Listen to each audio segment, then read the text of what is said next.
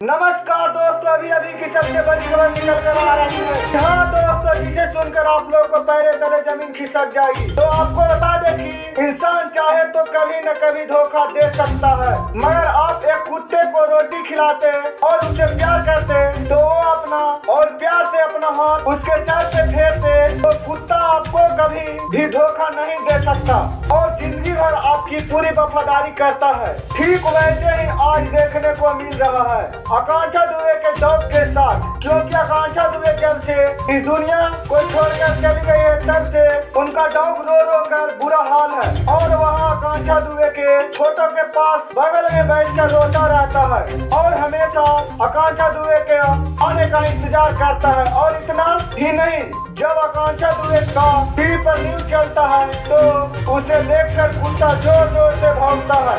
तो आप सभी को बता दें कि आकांक्षा दुबे के कुत्ता से काफी ज्यादा लगाव था और उन्होंने कई कुत्तों को पाल रखा था और जब भी शूटिंग से वापस लौटती थी तो उन कुत्तों के साथ रहती थी और कुत्ते के साथ खेलती मस्ती करती थी और इसलिए कुत्ता को भी आकांक्षा दुबे से काफी लगाव हो गया था।